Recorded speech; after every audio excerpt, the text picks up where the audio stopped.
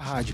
E hoje temos uma convidada que trabalha no Consulado Brasileiro em Nagoya e cuida do setor de educação e cultura. Mas antes, quero que minha equipe se apresente. Olá pessoal, é o Gustavo aqui. Você tá gripado, Id? Um pouco. Olha a minha voz como que tá, um pouco só. Vamos que vamos, pessoal. E a única mulher da nossa equipe se apresente. Olá pessoal, então o tempo começou a esfriar, já tenho um resfriado aqui. Mesmo resfriado eu não desisto, hein? Muito bem. Tudo pelo Muito dia a bem, dia. tem que ser assim. E a nossa convidada, por favor, se apresente. Oi gente, meu nome é Elisa Maia e no final de outubro vai fazer um ano que eu tô morando aqui em Nagoya, no Japão. Eu sou oficial de chancelaria e aqui no Consulado do Brasil em Nagoya eu tenho a função de vice-cônsul e chefe do setor de educação e cultura. Decidimos trazer a Elisa para a rádio, pois ela tem um papel fundamental na parte da cultura e educação dos brasileiros e de toda criança, jovem que irá crescer dentro da sociedade aqui. Querendo ou não, isso daí vai mostrar os valores das crianças, dos jovens, pensamento, forma de organizar e se desenvolver dentro da sociedade. Envolve muita coisa, é muita responsabilidade, mas resumindo tudo, eu acho que é melhor deixar a pessoa que trabalha nessa área tá explicando melhor o que ela faz. Obrigada. Bom, no setor de educação e cultura do consulado, quando eu cheguei, ele estava um pouco defasado porque não tinha pessoal suficiente no consulado, né? Vocês sabem que a população aqui, a comunidade brasileira aqui na nossa jurisdição é muito grande, né? Então o consulado ele tinha que tinha que destinar todo o pessoal para atender as demandas dessa comunidade, assim, por documentos, passaporte, essas coisas mais documentais, burocráticas mesmo, né? Mas quando eu cheguei, o cônsul me colocou como chefe do setor de educação e agora o setor são 3 pessoas, né? Eu e mais 2 colegas. O nosso trabalho, basicamente, é promover e apoiar eventos em prol da comunidade brasileira aqui no Japão, né? E que divulguem também a cultura brasileira no Japão. E também fazer a interlocução com o governo brasileiro com relação às questões dos estabelecimentos que a gente chama aqui no Japão de escolas brasileiras, né? Que, na verdade, são estabelecimentos privados, né? São empresas japonesas, mas que oferecem esses serviços educacionais em português, né? Seguindo o currículo brasileiro. E a gente tenta fazer essa ponte entre as necessidades, as dificuldades e a realidade das escolas brasileiras aqui e o governo brasileiro lá, para a gente poder apoiar da melhor forma possível a educação dos brasileiros nessas escolas. Elisa, eu tenho uma pergunta para você. Eu acho que muita gente confunde muito educação e cultura, né? Fala assim, não, eu falo alto porque é a cultura, mas isso daí, como que encaixaria? Qual que é a diferença entre educação e cultura? Olha, essa é uma pergunta muito boa, na verdade, porque as pessoas, às vezes, inclusive, elas até falam assim, fulano não tem cultura, né? Mas é impossível uma pessoa não ter cultura, uma pessoa que vive em sociedade não ter cultura, porque cultura, como a gente entende, né, ela é o conjunto dos conhecimentos, das crenças, dos valores de uma sociedade. Então, é impossível uma pessoa que cresce em sociedade não ter cultura. Às vezes ela não tem uma cultura que você gosta, que você aprova, né, mas ela tem. Então, a gente expressa a nossa cultura, por exemplo, nas artes, né, nos esportes, no modo de falar, nos ditados, por exemplo. Vocês abriram com um ditado japonês, faz parte da cultura japonesa, né? É uma forma de divulgar a cultura japonesa. Eu vou deixar até um adendo, porque tem muita gente brasileira que não gosta de funk. Mas, felizmente, para quem gosta e infelizmente para quem não gosta, querendo ou não, o funk é a cultura do Brasil. Sim, o funk é uma manifestação cultural. Agora, se você não gosta do ritmo, né? Claro, cada um tem o direito de curtir o tipo de música que lhe convém. Mas o funk, por ele ser um ritmo que você não gosta, você não pode desclassificar isso como uma manifestação cultural, né? Sim. Então, isso seria cultura, né? A educação, como a gente entende, ela é a forma, é o processo pelo qual os membros dessa sociedade, eles vão adquirir essa cultura, né? Esses conhecimentos, esses valores. E a gente divide, normalmente, entre educação formal e educação informal, né? A formal é aquela que a gente recebe na escola, por exemplo, né? Nas instituições de ensino, porque aquelas instituições, elas são construídas de forma a que o objetivo delas é exatamente esse, é transmitir essa cultura, esses conhecimentos para os membros daquela sociedade, né? Os cidadãos daquela sociedade, que são o futuro, né? Então, o papel das escolas é oferecer essa educação, mas também de uma forma crítica, que ensine as pessoas a refletirem sobre a própria cultura e também a produzir manifestações culturais, né? E a educação informal é a que a gente recebe, na verdade, fora desses ambientes institucionais, né? Então, poderia ser em casa, na rua, sim, né?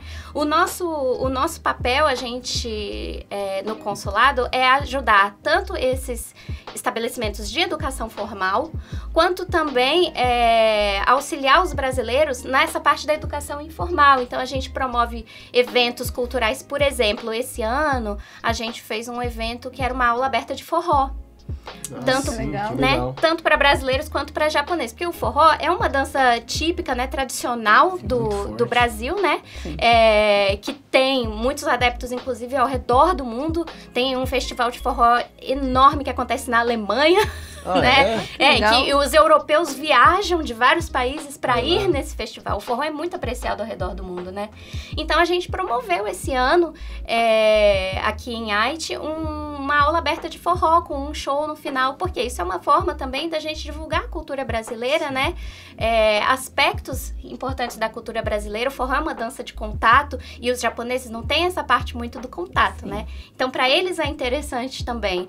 E fora isso, né, eventos mais ligados à educação mesmo, né, que quando a gente pensa em educação, né, a gente fez, por exemplo, concurso de redação esse ano, né, o prêmio, inclusive, a gente teve Kindle e tablets como prêmio, né. Sim, que legal. Então, para justamente estimular os alunos brasileiros, né, a terem esse envolvimento com a educação e a cultura do país deles. E outra pergunta, Elisa, enquanto você estava no Brasil, você estudou tudo, se formou, o seu intuito era para vir para o Japão mesmo? Como que foi essa parte? Por que veio parar do Japão?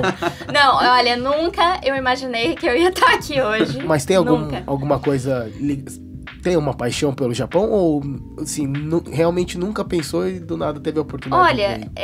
Assim, eu tinha vontade de conhecer o Japão. Gostaria, assim, de repente vir aqui de férias e tudo. Comer um sushi, de verdade. Né, isso. Quando eu tava na UNB, né, na faculdade, eu fiz 2 anos de curso de japonês, sabe? Mas interesse mesmo pela língua, né? Eu gosto muito de anime, né? Mangá, etc. Então eu falei, eu quero entender os animes que eu baixo ali. Sabe? Então é dúvida. Então, anime é comigo também. O olho da Jenny mudou de novo. Mas tem que conversar sobre anime. Os olhinhos até brilham, né? Então, eu tinha esse interesse, mas não era uma coisa assim que, nossa, eu quero morar no Japão um dia e tal. Foi realmente... mas eu não vou dizer também que foi por acaso, porque eu trabalhando no MRE e tendo um conhecimento básico de língua japonesa, já, né, as pessoas já favorece, né, para você vir para cá. Só que o ponto decisivo, na verdade, foi o meu marido, que também trabalha no MRE, trabalha no consulado comigo hoje, né? E ele queria muito vir pra cá. Queria muito. O sonho dele era morar no Japão. Então eu falei, tá bem, olha, o primeiro país você escolhe, né? Agora o segundo país... vai ser minha vez, eu vou ter prioridade. Aí a gente veio, né? Porque ele queria muito mesmo. Eu também não tava assim, nossa, que droga, vou pro Japão. Não, tudo bem, né? Vamos lá, vamos encarar. Só muito longe, né? Muito longe. E a cultura também é totalmente diferente. Eu acredito que, né, os primeiros meses, os primeiros dias deve ter sido difícil. Também. Até hoje tá sendo difícil, né? Choque cultural é muito grande. Sim, e pra mim é muito eu tenho uma sensação, é muito frustrante você andar na rua e até hoje não conseguir ler as placas todas, né? A gente se esforça e tudo pra ir decorando os kanjis e tal, mas tem essa dificuldade mesmo. Eu vou fazer uma pergunta que eu tive agora. Por exemplo, vem um brasileiro no Japão e com os costumes dele, ofende um pouco o japonês. O japonês, se ele ficar bravo, dos dois, quem que é o mal educado? Por educação, talvez ele deveria entender. E o brasileiro, sem querer, foi mal educado. Você quer dizer assim, o brasileiro, ele contrariou alguma regra de comportamento japonesa? Alguma coisa assim, tipo, não sei, eu vou entregar o meu meixe, eu entreguei de qualquer jeito, Sim. então eu escrevi no seu meixe e tudo. Eu acho que é uma corresponsabilidade, na verdade, né? Porque quando a gente vai para outro lugar, a gente tem que tomar um certo cuidado para aprender algumas regras básicas, né, de conduta. Mas você não pode esperar que a pessoa também saiba tudo, assim, já desde o começo. Quando eu cheguei aqui, eu tava te comentando antes, né? Eu fiquei assistindo vários vídeos de YouTube para ver, assim, como que se faz uma reunião no Japão, né? Como que eu vou cumprimentar a pessoa, como que eu vou trocar cartão, como que você se despede, qual tem que ser a sua postura. E eu acho que a gente tem que ter essa preocupação, sim, quando a gente vai para outro país, né? Até para a gente não se colocar, às vezes, em situações de perigo. Porque, né, você nunca sabe. Verdade. Mas também, ao mesmo tempo, ninguém pode esperar que uma pessoa absorva toda uma cultura, né, em tão pouco tempo. Porque, afinal de contas, a gente tá aqui hoje. Quanto tempo a gente demorou para entender como que funciona o Brasil? Né? Até hoje eu não sei como funciona o Brasil, na verdade, né? Mas assim, a gente tem o nosso modo de interagir, né? Que a gente absorveu durante a nossa vida inteira. Então, não tem como você esperar que uma pessoa em pouquíssimo tempo já vai estar ligada em todos os tipos de a conduta japonesa que ela tem que reproduzir, né?